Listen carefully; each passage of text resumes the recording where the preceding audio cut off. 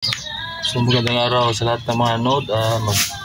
Mag-DIY tayo dito guys sa ating motor. So ang problema nga pala dito ay wala na siyang brake light. So ito, troubleshoot natin siya guys. Let's go. Ating motor guys, ito ay G150. So iwan natin siya guys. Pandarin natin. So guys, so meron siyang rear light pero wala siyang brake light. Yan. So yan ang troubleshoot natin guys. So dito sa ating motor guys, dito nakalagay yung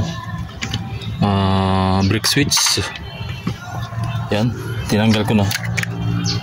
So check natin kung paano siya malaman kung wala na siyang guys, kung sira na siya.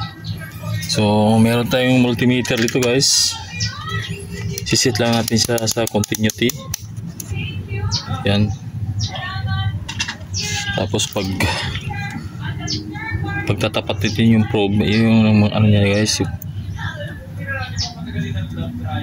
So nawala yung tunog niya guys, pero nandyan pang pagka yan, big sabihin continuity, big sabihin pag hindi siya gumagano guys, ganyan lang siya, kahit gano'n na yung probe niya, big sabihin sira. So susubukan natin yung ating brake light switch. So bali ilalagay pala natin yung probe guys dito sa kanyang terminal, long terminal. Yan. Dito. Tapos check natin kung meron siyang continuity. So bali atake natin siya guys. So kung nakikita nyo siya guys, ito yung ating multimeter. Yan. Ay walang continuity. Ibig sabihin sira guys. So palitan natin siya. So bali ito yung ating bagong brake switch guys. Yan. So check natin siya. Ganoon din ang niya, yung pag-check. Lagyan natin yung isang probe dito sa terminal niya, dalawang terminal, tapos isa dito. Tapos baga hihilain natin tong pinaka ito.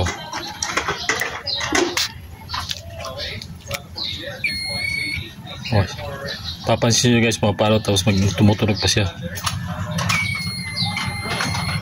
So okay itong ating bago. So palitan natin siya guys. Tatanggalin muna natin to guys. So nilogan ko na siya.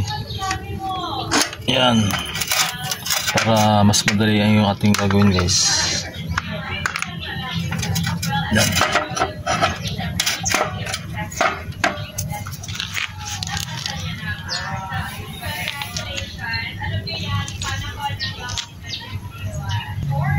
Bali, pupisto na natin itong ating switch dito sa dati niyang naglalagyan. Taka natin siya adjust mamaya guys pagka kakabit na.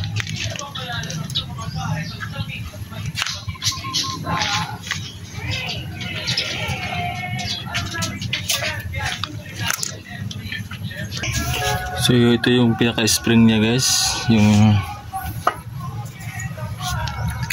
parang ganito siya guys, kabit, medyo mahaba siya.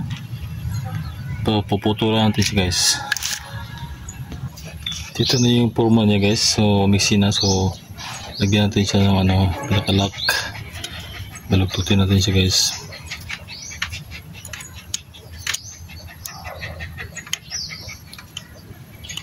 Hirap mag-video.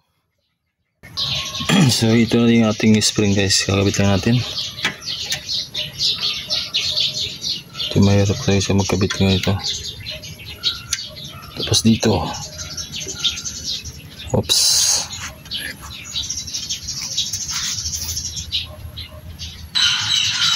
medyo mahirap siyang ikabit kasi straight lang yung hindi katulad ng stock niya guys. Yan pa letter L.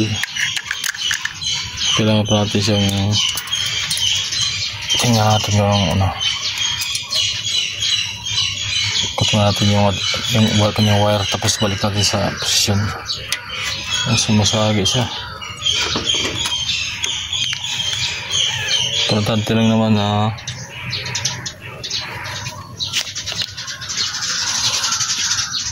so ikabit natin siya guys. So, pinadaan natin siya dito. Yan. Tapos yung pinaka wire niya kabit natin dito sa connection. Tapos subukan natin.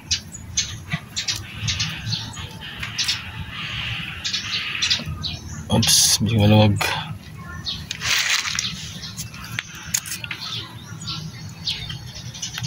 Pipitin mo natin yung pinaka plug niya guys kasi maluwag siya. So yung replacement na switch ay maiksi. Inisa natin yung terminal niya guys. Tapos kabit natin. Yan, okay na. So check mo natin siya guys. On natin yung switch. Pandarin natin. Okay tayo.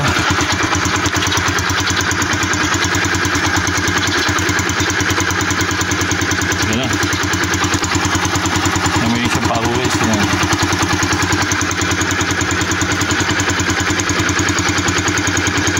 Yes. Yan lang yung pag-DIY guys pagka nawalan kayo ng brake light.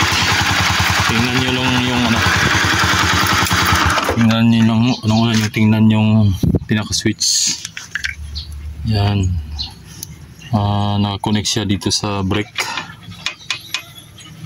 Yan. Tapos yun na. Okay na yung ating DIY guys. On natin. Yan.